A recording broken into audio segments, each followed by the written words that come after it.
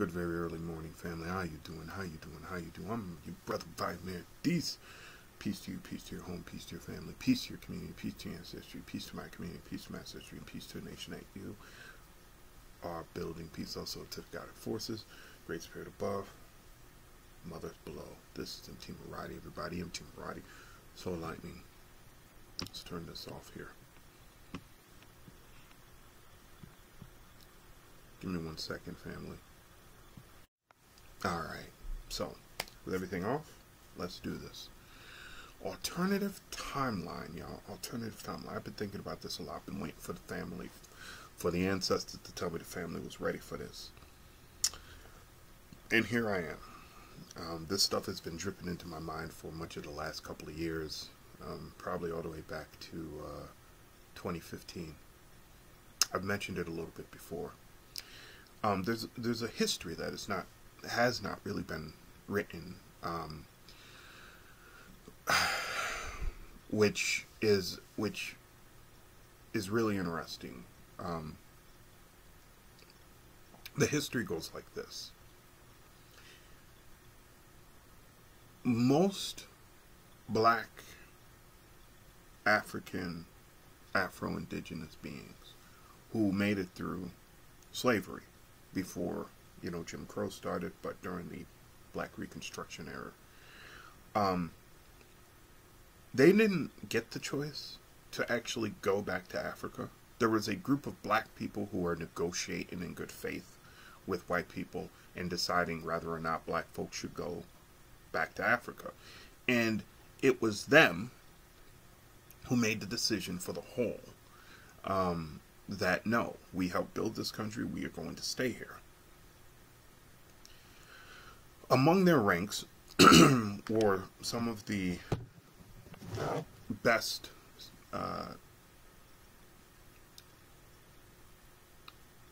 some of the most respected secret society members within the black community. We have to understand there's always been 3 different groups in the secret societies in the black community. The one that integrates and initiates and communicates with the white community is the outermost. The second is the middling. Those are the ones that don't really interact with the white community, but they exist. They usually uphold deeper traditions that go beyond not only the United States, but Mexico, Africa, blah, blah, blah. And then the third one is the much more difficult to define, because you don't know them until they know you. Even now, with white people having so much power in this society, in this country, there are still strands which they can't articulate and they can't deactivate. They've been looking, but they can't find them. Moses, when you look at Moses from a Hebrew standpoint, from the lettering that is attributed to his word from the Hebrew language, it's an anagram. It's an anagram. And when it comes to black people, the most important anagrams are those that preceded Moses, or that which preceded Moses, the mother and father, Moses, and then that which came after Moses, mother, father, if you understand what I'm saying. Not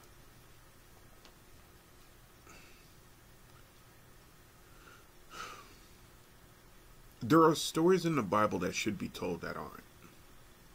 And a lot of those stories have to do with women and men who are deemed to be insignificant. Well, here's the funny thing about that is, the word insignificant doesn't mean unimportant. Even though they'd like you to think of it that way. The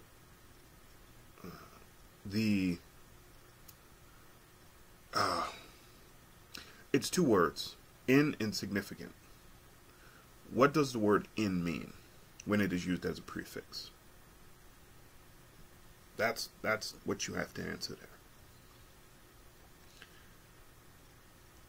The anagrams, though, are important to understand, even though I don't even know if we understand this part. The anagrams are important to understand where these strands should be located and why they should be located. Now, you might be like, well, wait a minute, man, you're giving away too much here. They're going to find out and they're going to go after these groups. Sure. They won't. They're going to try, but they won't. The ancestors are smart enough to tell me just enough to spark, but not to catch fire. And I trust them for that reason. So back to the timeline. So when the conversations were being had on what to do with black people after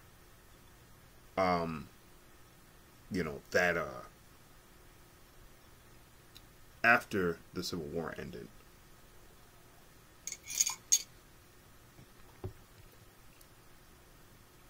Europeans in America were having a lot of discussions on what to do with black people.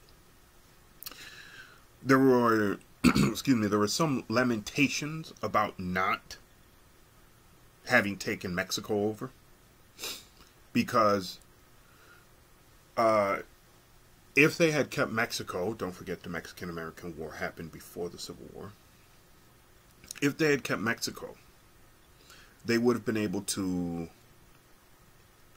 move all black people to the northern central Mexico, and possibly even let it go free and,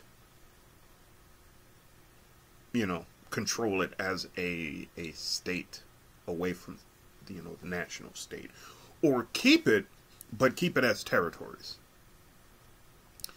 And the reason this was being discussed, especially in the back rooms, the reason this was being discussed is because at the moment, when all of this was being talked about, black people were only seen as labor. Some of the deeper messianic groups recognized the importance of black people to the energetic composition of the land, and they communicated this. But they were talking mostly in terms of black labor. Now, there was a small contingent of black people and a small contingent of white people who said, look, the correct thing to do is to put them on boats, to give them some wealth, and to send them back to Africa. They bought Liberia for that reason. There was an old woman. There was an old woman who was part of a little group of older women in the bush, living in those cabins way back where. And she made a journey to see one of the people who nobody even knew was having this conversation, but the spirits were all over this woman. And she told him.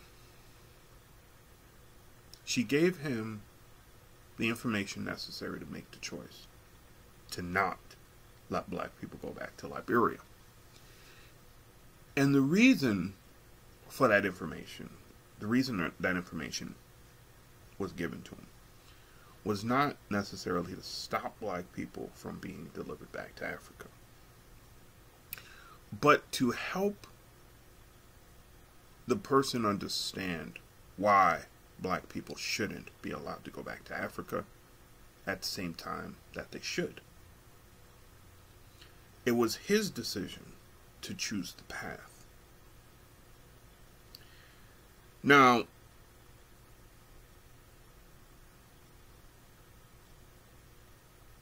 the woman herself was in constant communication with the African elders.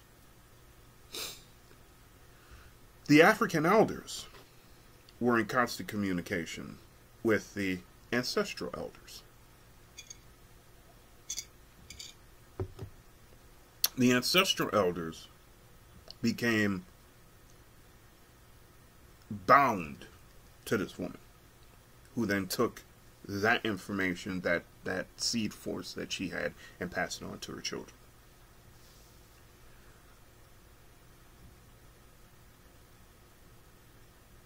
The elders thought, by giving this man the information that he needed, that he would make the proper decision, which was not to suggest that blacks shouldn't go back to Africa, but that he would take his time and come to the conclusion that yes, the benefits did not outweigh the risks, but in the long run, the benefits were all that mattered. She told him, before making up his mind to retire to prayer, and asked him to wait 6 moon cycles before making his journey to his brethren and making the decision. She knew that he would then bypass 2 meetings in order to make that 6 cycles. This fool, who was steeped in the Christian tradition, didn't listen to her and only bypassed 1 moon cycle. His wife, who overheard the woman talking,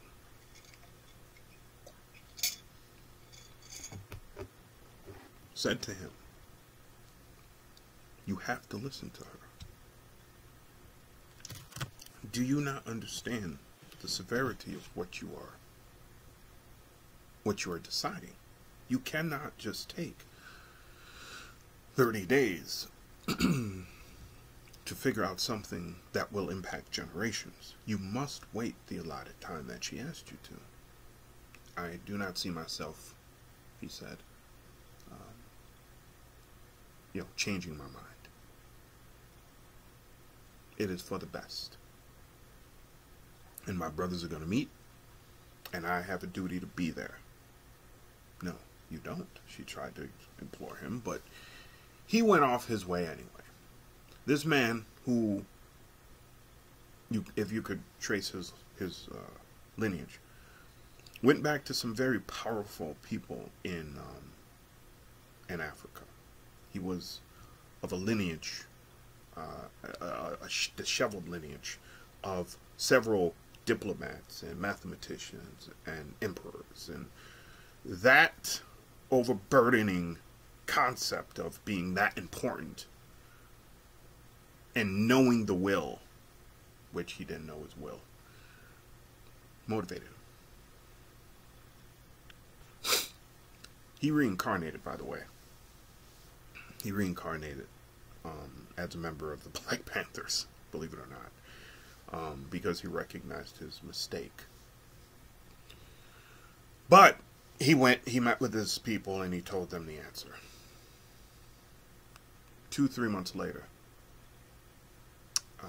2 months later, while sleeping, he was beset by some dreams, which told him of the nightmare that would befall his people by the decision which he made. The woman returned to him a year later, and this arrogant man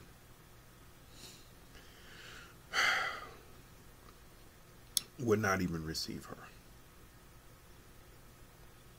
She told his wife that she understood why he wouldn't. That when men disappoint their mothers, and even more so when they disappoint their grandmothers, they cannot bear to stare them in the face. For the failure is a betrayal of everything that they had taught them. And that this man had betrayed his people, and he knew it. And instead of reconciling it, he had 2 years to reconcile it. He has exasperated it due to his own evil. His own evil. See, I was going to say due to his own ego, but evil.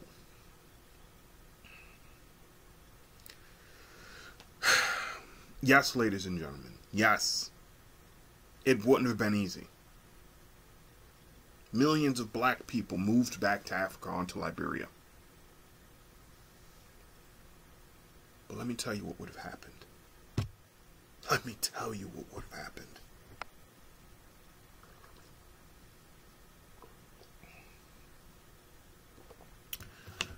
Liberia would have existed as a protectorate for the United States for a long time. The United States, okay, I'm sorry, there's two paths. Liberia would have existed as a protectorate for the United States for a long time. The U.S. would have tried to use Liberia, though, to establish a larger colony in Africa. They would have. And they probably would have succeeded for some time. But the second path, which was more likely, would have been that black people would have moved to Liberia. And we would have immediately said, no, we're cutting off. Millions of black people moving there, building their society. People with all kinds of advanced knowledge. They would have signed some pacts with other countries, and as the scramble for Africa began to take shape, Liberia would have co-signed to itself lands that surrounded it, which would have doubled or tripled the size of Liberia, maybe even made it larger. They would have signed into compacts with natives in the region, which would have strengthened their power base. And they would have invited people from Central America, South America. They would have started inviting home, in other words, Africans scattered throughout the world. And the ranks would have grown. Imagine this, Liberia. Imagine this. You have black people from the United States, Canada, South America, where the largest group of Africans to this day outside of Africa are located. Imagine 10% of them coming back. They would have had native indigenous people from the Caribbean, from Central and South America moving there. You would have had Chinese people, Japanese people, all alike moving there too. Because, you know, we're good people. You would have had actually, and this is I think the most interesting thing, you would have had a Quaker group that moved to Liberia. Wanted to stay by itself, that's fine. Who had a little bit of power, but not much. As this black community grew. By the end of the 1800s, it would have been a burgeoning power base in Africa, which would have made it dangerous. The Europeans might have attacked it. But having foreseen this, the Africans, the blacks in the Africans, would have not laid on its laurels. They would have built up their military prowess. Their military prowess. In Europe,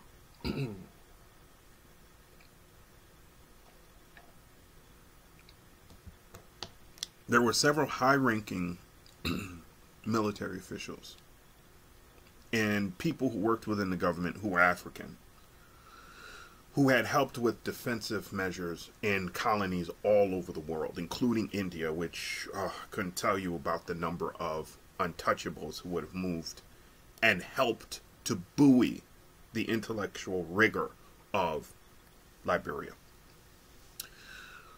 And some of the Arabs seeking freedom, real freedom, come in. But those people would have defected. They wouldn't have defected. They would have, we're dropping this and we're going home. We're going to our community and starting to build that up. And what that would have resulted in was a very modernized society, which respected and cherished the traditional ways. So they would have protected the traditional ways while also modernizing Liberia and the surrounding areas. Liberia would have not been the name that they kept, by the way. Liberia would have been abandoned in the early 1900s. There was a group of powerful diplomats and what we would call over here statesmen and women who would have come to prominence and would have sought to unite the central portion of Africa as Europe sought to colonize the central portion of Africa. It would have been the bloated population of Liberia and its good relationships in just 2 decades with the peoples all across Central Africa that would have made it possible for them to push and keep out Europeans. Within 50 years, Liberia, which again would have been changing its name, would have controlled a strip of land that went across Africa because of all of the alliances that they had made with the indigenous people there and the promises to not, sell them out to the English and what have you. Now, the English and the French would have tried to invade, and it would have been successful for a little bit of time, but not for long. And I'm not exactly sure why, but not for long. Now the statesmen which would have come into existence would have very skillfully, through promising to ship materials to Europe, they would have skillfully purchased land away from the Europeans and would have built this in just absolutely amazing nation that would have been strengthening itself right up to and through World War I. During World War I, they would have made their decision to side with whoever they were going to side with. It wouldn't have been the Germans. After the defeat of the Germans, and the group that they were within, Liberia would have further expanded its borders. But this time, not just where it was at, but overseas also. That's when the first time it would have added some overseas territories.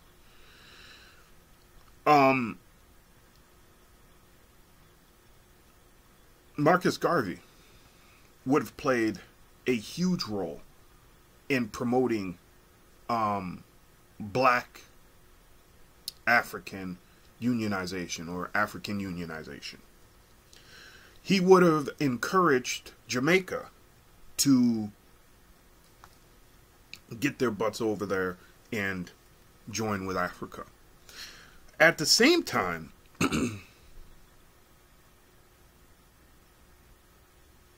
Liberia would have been making inroads into places like Mexico and what have you, because their modernization effort would have been accelerated. And because it wouldn't have just been about the money, there's this guy that would have came to power during the early 1900s that was going to change completely how they operated financially, and the Commonwealth system, which would have been evolved significantly in the 1960s, would have brokered a profit sharing metric and system, which would have been the envy of the world. as well as a power sharing metric and system, which the Constitution would have been overhauled several times throughout the 1900s to make these humanitarian concepts real. But the permanent Constitution, which there would have been two of them, the permanent Constitution wouldn't have been touched. So World War II would have likely still happened, because Europe would have not listened to anybody and would have still punished Germany. But for World War II, the Africans would have taken some heavy losses.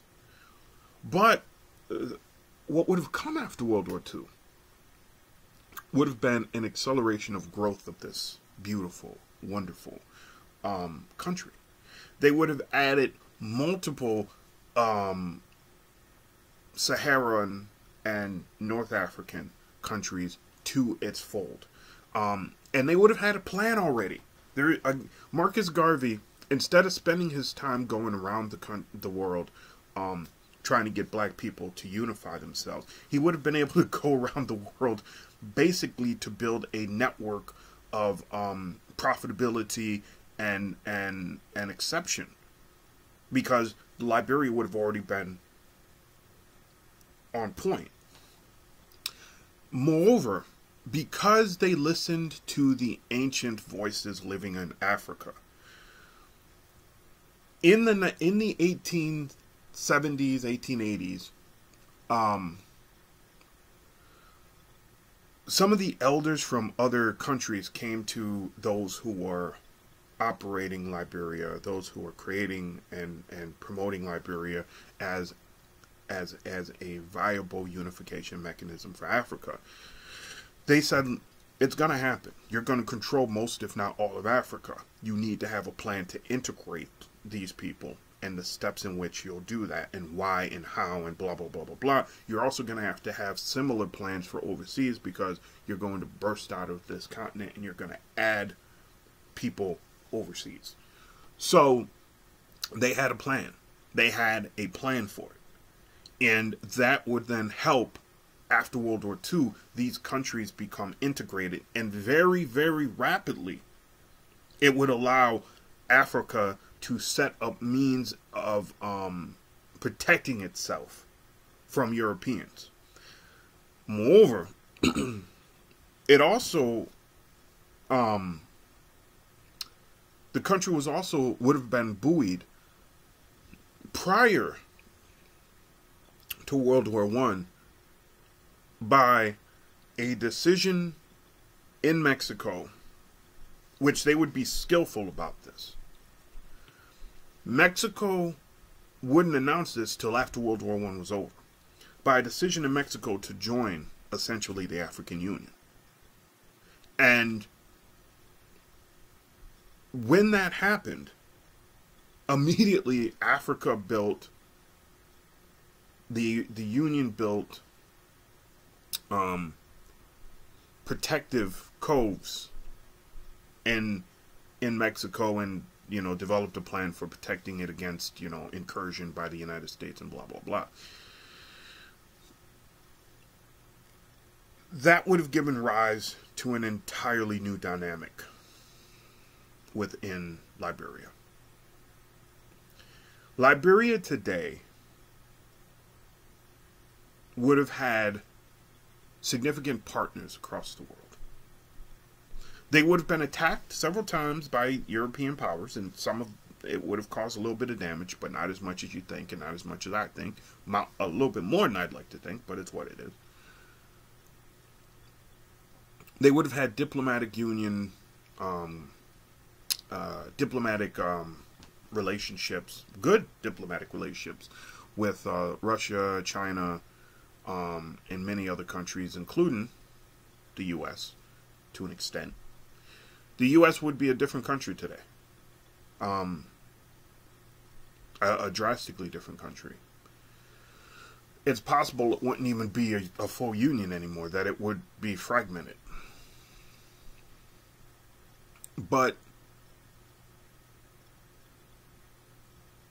that alternative timeline needs to be kept in our minds, because we missed a golden opportunity. we missed a powerful golden opportunity. The unification, even geographically, the unification of Egypt, because Egypt would have been admitted into Liberia. It wouldn't have been Liberia by that time, but I'm going to keep calling it that. It would have been admitted into Liberia. It would have been among one of the last to do it. And it probably would have been Sadat who did it. I think that's his name, Sadat, who would have done it. But Gaddafi, military genius, by the way, in craziness, Colin Powell would have been born on African soil. He would have still been half and half, but his loyalties would have been to Africa. And between Gaddafi, Colin Powell, Idi Amin, and a couple of others, they would have fortified the hell out of Africa. There would have been no means for Europeans to do what they like to do, which is infiltrate and disrupt. But connecting geographically, the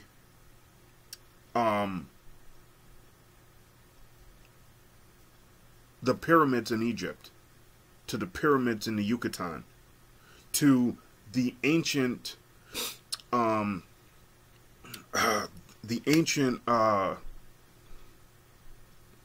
statues and temples in, where am I thinking?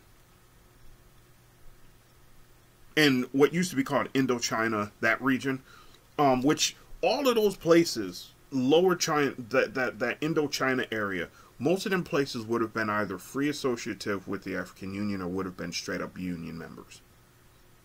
The same thing goes with part of, if not all of, the Philippines, which would not be called the Philippines. They would have a different name. Because the Africans would have come to them and been like, yeah, we used to come here. That's not what this place is called. This is what it's called.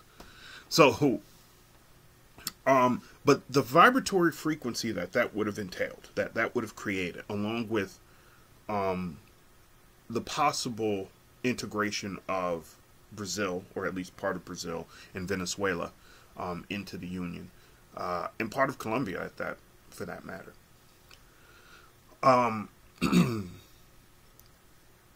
It would have changed the frequency of the planet. It would have changed the history of the planet. Martin Luther King would have been born over there. There would have been a similar city to Atlanta in Africa. It would have been, I think it would have been in the northern part of Liberia. And Martin King would have been born there. His role would have been to not only unify and quiet down the antagonistic tendencies of the Africans who had come into contact with European Christianity, but also to spread this human instinct awareness, which would have brought home Mexicans and would have brought home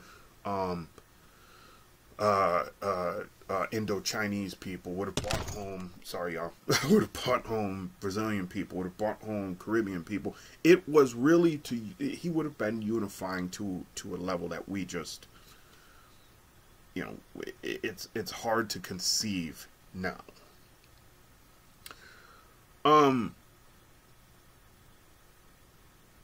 Why am I telling you this? It's a good question.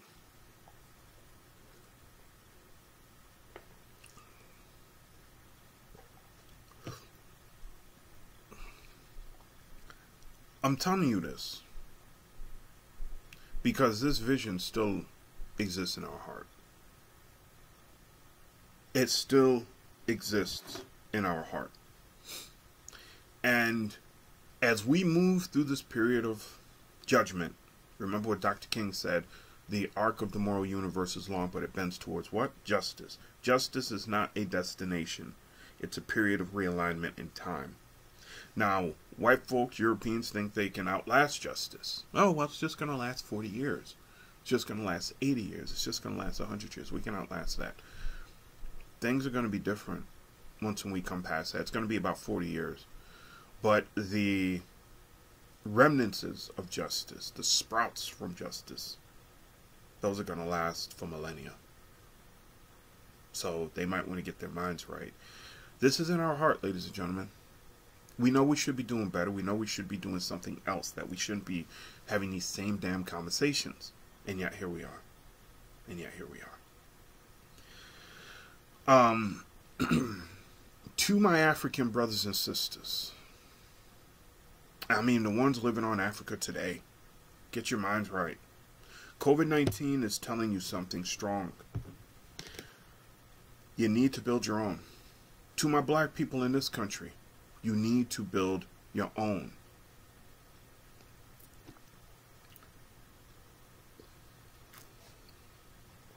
Europeans have hit a period in their history that is very similar to the Roman Empire, and to the Roman Republic, should I say. They have hit a period in this country where the position of personal preferences for power have outstretched the feeling and need to do good. And so now you have people who are essentially dead. You look at them, you can see that the energetic flow within them just isn't there. They're arguing for power because without that power, they don't feel alive, because they aren't. These people have the capacity to revelate others into submission who, on a frequency level, are very low key. They're very animalistic. They fall into that man and mankind levels that I've talked about before. They revelate these people into complicity, into doing horrific things, which then these folks say, it ain't my fault. It's not my fault. And to an extent, they're right. They're drones. They're drones. These people are no more capable of making starch and strong and willful decisions than a drone is without his or her queen. At the same time, they're human, or at least want to be. So that alone dictates that, yes, it is their fault. Or is it? The ancestors told me years ago, and again, it's one of the things that I was like, what are you talking about? That most of these people know how to play a part really, really well. They can play like they're kind of conscious, kind of awake, and things like that. But then when they come into contact with something, somebody,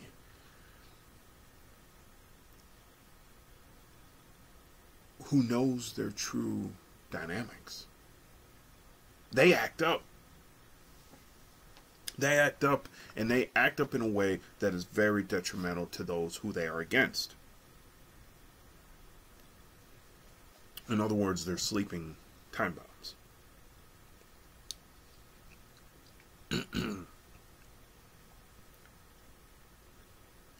We as black people need to understand, we're not arguing about integration anymore. Integration has failed. Do you know what integration was supposed to be? At the lowest level, it was supposed to be our consciousness integrating to overcome and burn off their ego, so they can raise up, they can elevate themselves. That's what it was supposed to be about. They rejected it. They rejected it. And now we must reject what they are becoming. Because if we don't reject what they're becoming, what we are essentially doing is guaranteeing something terrifying happening to us. Frances Cress Welsing started off her illustrious career talking about her journey to Germany and what it meant to talk to those people about how could you let this happen. She had been warning us since those days that fascism and racism were heavily connected. And that if we didn't watch ourselves, and she was warning about this in 2015 and 2014, that we would become the victims of a fascist attempt to stop America from becoming a non-white controlled country. We didn't listen, and we haven't been listening. And we haven't been listening because we have been too busy flouting what we don't have and listening to music that is not meant for us. And where it is meant for us, it is destructive.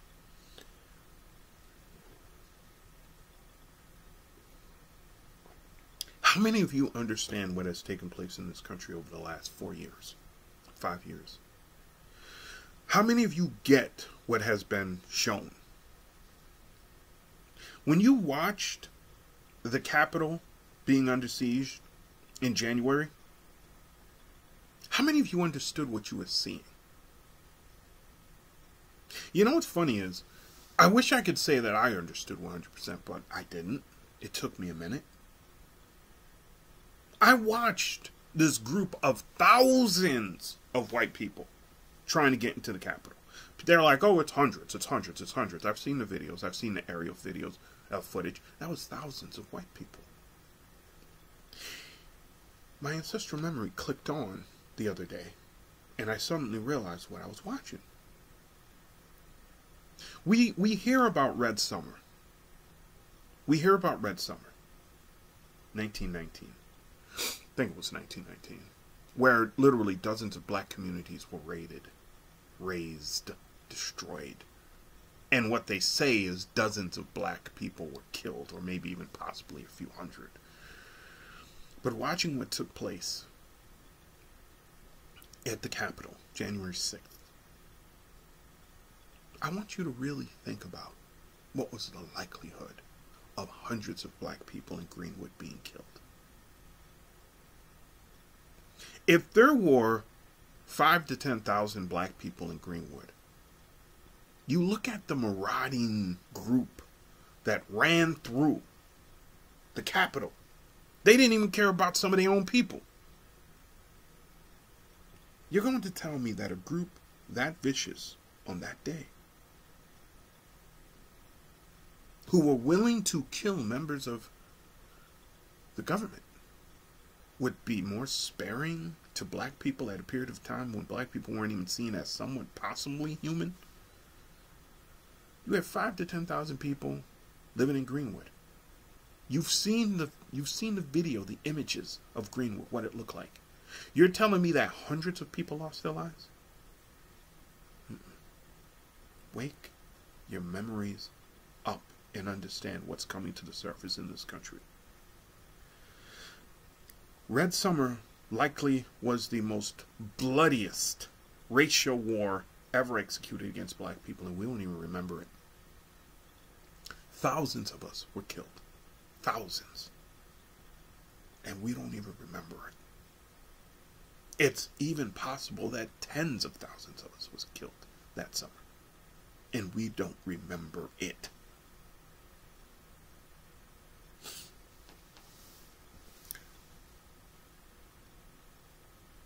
I believe it was Bobby Hemmett who said that our interpretation of who Christ is compared to the interpretation of Christ by white people was significantly different. That stood out to me. Because in the 1990s, all I heard about was who was the Antichrist, who wore the Antichrist. They said that there was at least two of them so far. The first one was supposedly Napoleon. The second one was Hitler. The third one had yet to be determined. It's amazing, though, that they didn't talk about the Christ-like figures, which white people have actually produced. Some very brilliant and nice people that could have led them in their society in a very different way. But they prefer to look at the Antichrist. Now, in the Bible, we hear about the pale horse. We hear about the rider of the horse, who is supposed to be the false one. Hence why I did the video on Christ and Imperium. But I bring this up because I want y'all to understand something. Donald Trump is a Christ to these people. Donald Trump is a Christ to these people. He's a Christ to these people. Moreover, these people do not consider the New Testament as important as the Old one. They don't accept the fact that the reason the whole New Testament was even necessary, that Jesus was even necessary in their language, is that Jesus had to come down to tell them that much of what they were taught via the Old Testament was incorrect. That it wasn't correct, that they had been following the wrong God. Oh yeah, that's the hidden message of the Bible. Jesus' whole thing, his whole reason for supposedly existing, rather mystical and not, was to tell them that they were following the wrong God. That they were getting pieces of the truth.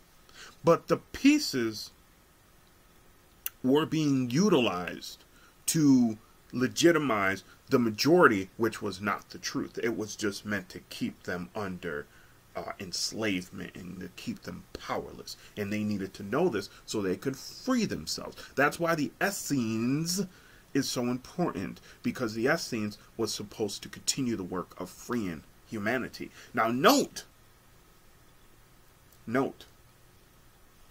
of the hundreds of scroll writings that the Bible, the church could have taken up to produce the Bible, they used the ones which they could manipulate the easiest. The one thing that moves me about a lot of Jewish scribes and their scriptures is the depth. I know it ain't written by them. I get it. And you can tell by their inability to reproduce a lot of that depth presently and in the last couple of 100 years. It's not written by them, so they can't reproduce it, just like Shakespeare. Shakespeare wasn't written by white people, so they can't produce it. They could try. They would have to use a group mind sort of concept to try to do it, which they did. There's a few Shakespearean plays which are clearly not written by Shakespeare. They're clearly not written by Shakespeare. And this nonsense that Shakespeare helped with the King James version of the Bible, wipe it away from your mind. Wipe it away from your mind. The original Bible which Shakespeare was working on was far more beautiful than what they have. Somewhere it exists, but it hasn't been released to the public. Because if they released it to the public, then they would have to release the compendium which he made for it, which explained the heaviness of the words which he used. They ain't going to do that. So, give me 1 second, family. Alright, so I'm back. So, Trump is the Christ. And we are now in a position to see the true revelation of the Bible and of the church, of its full intent. Of its full intent, which is the annihilation of the organic beings on this planet. Years ago, I was talking to a friend of mine, a really beautiful sister who has gone through so much trauma in this world. And if, between me and you, y'all, if I was in my right state of mind back then, I would have married that woman. Oh, she was gorgeous, gorgeous, Beautiful, beautiful black sister. I should have married her. But, can't change time, can't turn back time. Anyway, her and I were having a conversation about Jesus and about the end of days. And I was telling her, I didn't really fall into the mindset of, the end of days is coming. I said, though, that I had something that had been troubling me. I had a thought that had been troubling me. And she said, what is it? And I go, well, white people seem a little overly concerned with allowing the Antichrist to come, don't you think?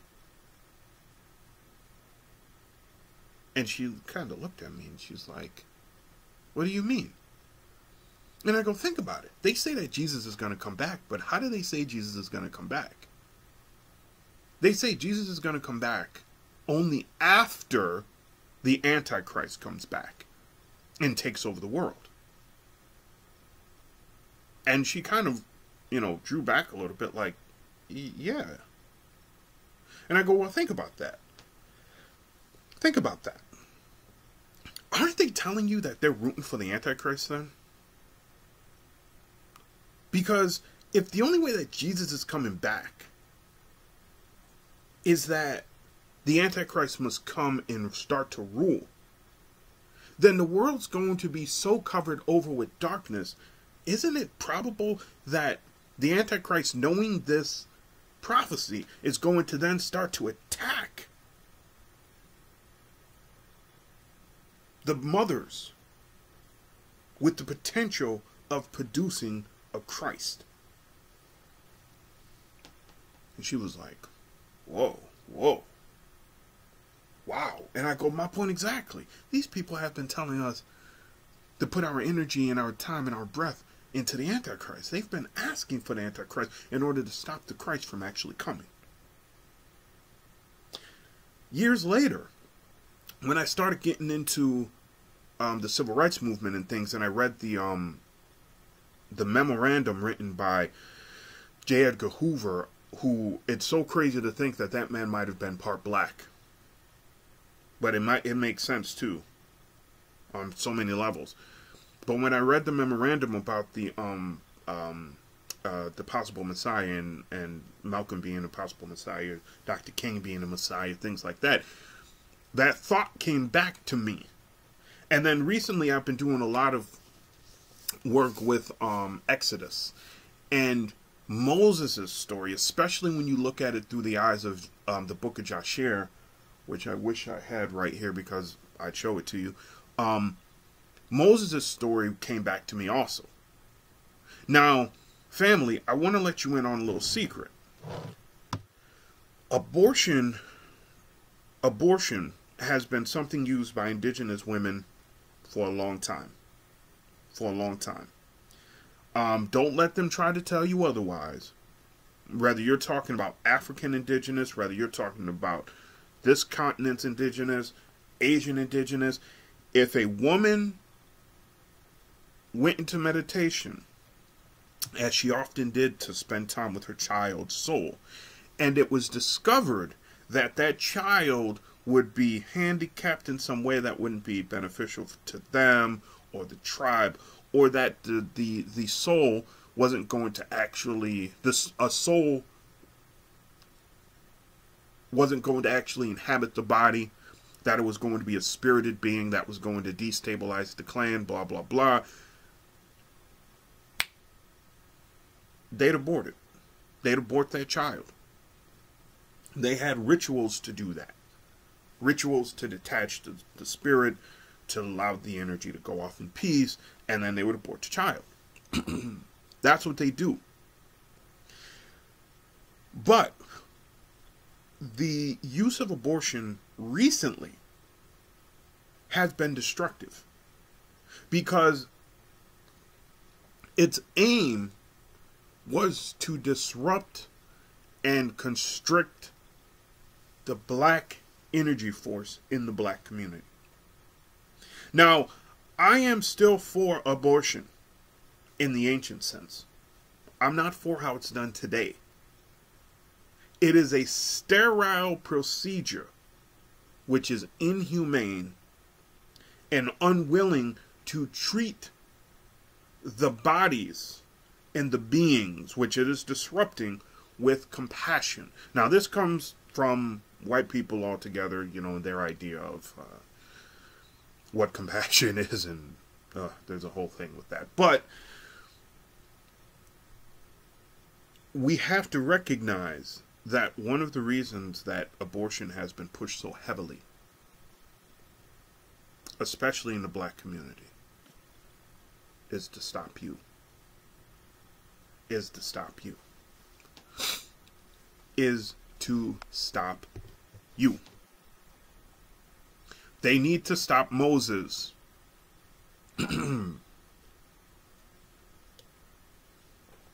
They need to stop Moses. They need to stop Moses. They got to stop Dan. They got to stop other people that you ain't never heard of that used to be in the Bible. They got to stop them all. Because if they don't stop them, they know. They know what's coming. That's why you got mumble rap going on right now, to jumble the mind, to absolutely rip it open and jumble it. That's what they got to do.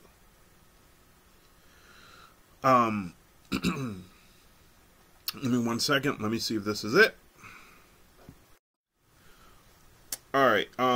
Quickly, I went and grabbed this. The Book of Joshua. All right. Book of Joshua. Has the entire book in here. You can get it online too for free, but I wanted this hard copy because I use it quite a bit. And then this is a book that I actually was going to order several months ago, or a couple of years ago, but I finally got it. Check it out. Pyramid of Fire. Pyramid of Fire. Pyramid of Fire. Pyramid of Fire. Now, I don't have it over here, or else I'd show it to you. There's this dictionary that I have, a political dictionary that's rather good too. I do want you guys all to know that we are entering into a period of intense deterioration of this society. I'm hoping on the other side of it, the society is going to build itself back up.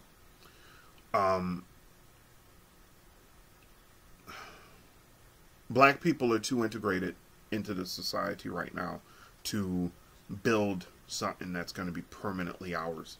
And that's the only reason why I concern myself with, is this place going to build itself back up. I'm hoping that enough black people are waking up to enable us to build as we move forward. That is my hope. The ancestors keep telling me it is going to occur, and that I need to watch on the periphery. Do not watch in the center, because that's never where it's going to come from. But if I watch on the periphery, I'll see what I need to see, which will confirm what they're telling me. And so that's what I'm going to keep doing.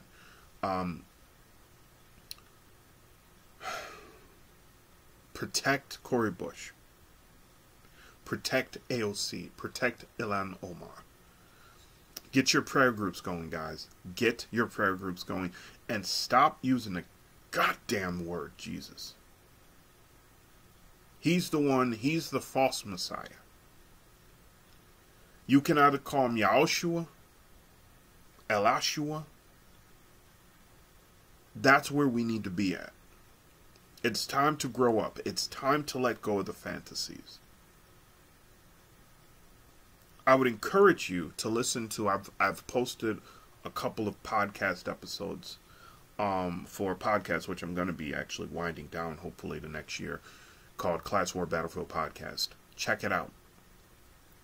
It's more political, but there is information that I slip in there that's metaphysical and spiritual and stuff that you definitely need to know. Questions, comments, concerns, leave it below. Oh wait, there was one more thing. Africa.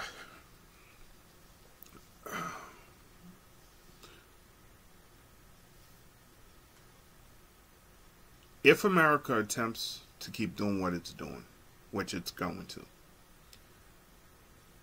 the ancestors are going to break the backbone of its power. The U.S. will be out of Africa by the end of the decade. It may take a few more years after, but it's likely by the end of the decade. It's going to be broke on many levels.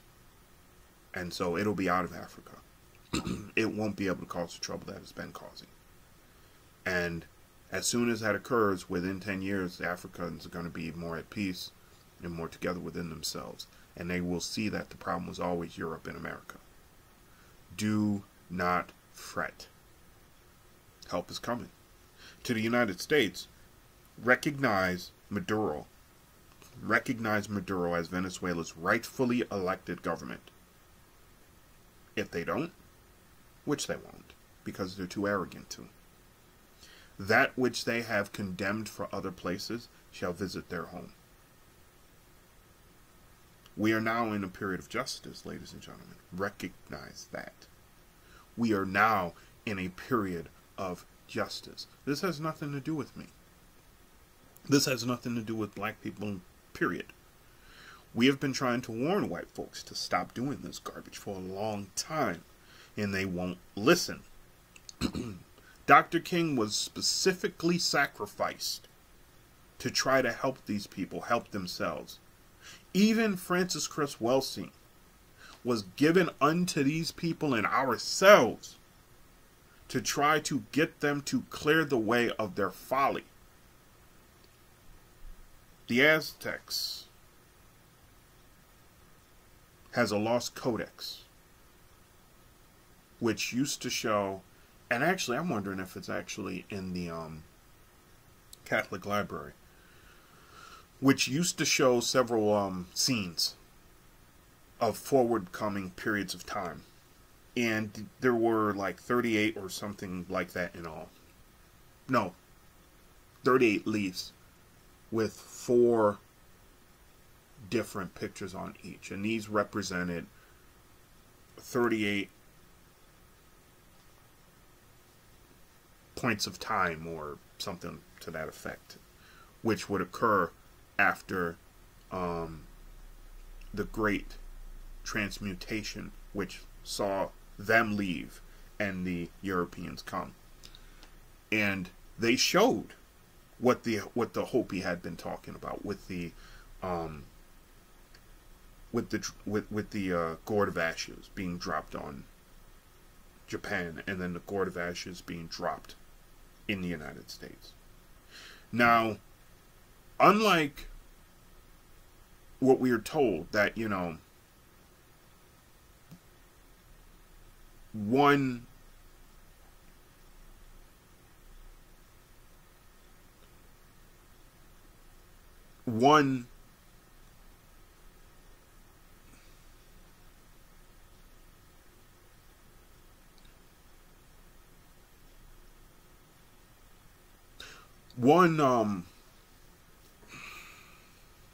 sorry, family.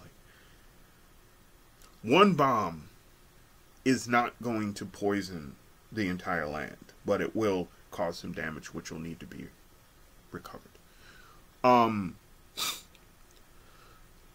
That also, those leaves also showed something which is becoming increasingly clear to us, black people, which is that the enemy will not come from without. It'll come from within. It is possible that the destruction which is going to befall, and I don't like even trying to talk about this stuff, but it's going to possibly befall certain areas of this country, in order to shake the foundation and wake it up out of its stupor. This isn't coming from an external enemy, it's coming from an internal one. Of those 38 pages, those 38 leaves, scrolls if you would, it was not the central pictures that told the story. It was the outer designs. The central picture colored everything.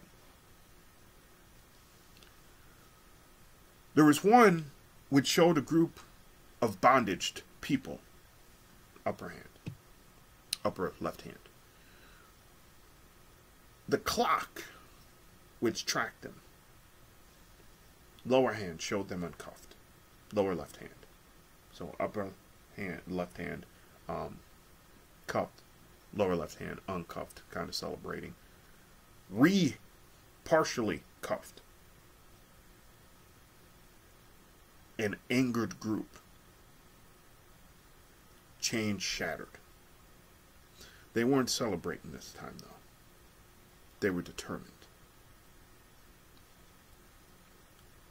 That comes during the Great Shaking, the Great Awakening, the Great Mysticism of the powerless, and the Great Dishevelment of the powerful. I don't think I have to explain what that all means to you. I think you all know and you all feel it.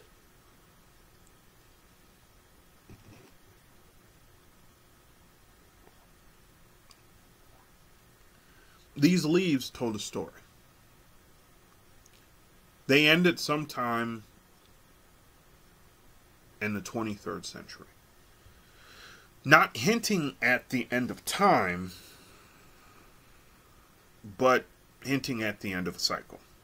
So there was more afterward, but if the population didn't change, there would be destruction that would be held. Now I want to leave you on a really interesting note. I read from Baba Vanga that there would be aliens that come into the United States and the world and teach them how to live on the sea, on the floor of the sea. I want to let you know something that you all probably already know. And I think that some of the governments probably have suspicions too, but they haven't been able to find them yet. There are already freaking cities and stuff on the sea. It's just we as human beings can't get to them. And we can't live there yet.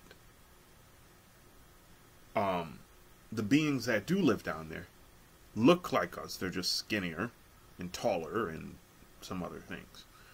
Why am I telling you this? I'm telling you this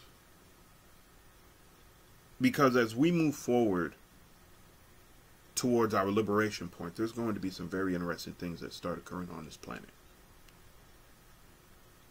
And some of those things are going to be done by these dimensional beings, which have been waiting for us to awaken.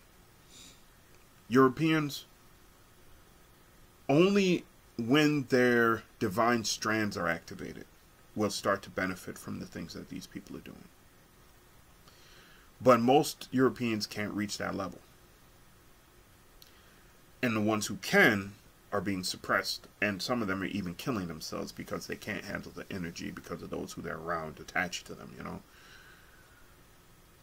Either way, this is still going to happen. If you have any questions, concerns, leave them below. I am your brother Vladimir Deese. I have some other books that I probably could, show to you guys, but I'll wait. I'm your brother Vladimir Deese. Peace.